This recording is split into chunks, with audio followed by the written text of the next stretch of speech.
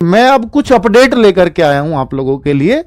पहले मैं सोच रहा था कि शायद अगस्त में भी ये खुशखबरी मिल सकती है, लेकिन अभी जो इंफॉर्मेशन है वो पहले अगस्त सितंबर की थी, तो अब ये क्लियरली मेंशन हुआ है कि भाई सितंबर में ही संभव है, उससे पहले संभव नहीं है।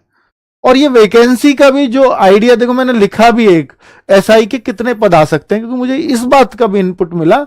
तो मैं उस दिन वीडियो में कह के गया था कि 3000 के आसपास शायद पद देखने को मिलेंगे, लेकिन जो मुझे पता चल रहा है वो ये है कि पिछली बार से भी ज्यादा इस बार पद देखने को मिलेंगे। और उसका कारण देखिए, इलेक्शन साफ साफ दिख सकता है, और इससे ये तो तय है कि एग्जाम में डिले तो होगा, इलेक्शन के बाद ही एग्जाम जाएगा, उससे पहले संभावनाएं नहीं दिखती। अगर ये 30-32 दिन में एग्जाम ना कराएं तो। वैसे भी देखो, आचार संहिता तो तय ही है, जब ये फॉर्म आ जाएंगे और एग्जाम मान लो ये 30-40 दिन में भी लेने लगे, तो उस दौरान शायद आचार संहिता चल रही होगी।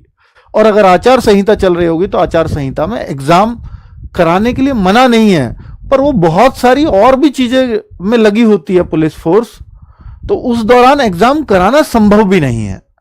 तो एग्जाम तो ये तय है कि इलेक्शन के बाद ही होगा, अगर इलेक्शन फरवरी मार्च तक ना टले, मतलब टल गए ना टले तो, क्योंकि इलेक्शन की बात चल रही है नवंबर दिसंबर में। अगर वो फरवरी मार्च में टल गए, फिर तो एक संभावना ये भी बनती है कि शायद ये एग्जाम पहले करा दें, रिजल्ट बाद में आ जाए, फिर एक संभावना है ना।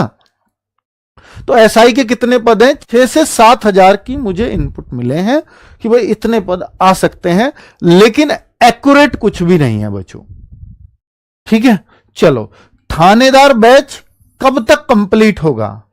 एक हाँ, साथ में यह भी बता दूं कि अगर एसआई सितंबर में है तो कांस्टेबल की यह बात है कि एसआई के बाद ही देखने को मिलेगी, तो वो 10 दिन 15 दिन 1 महीना डिले, यानी अक्टूबर में इसकी संभावना बनेगी।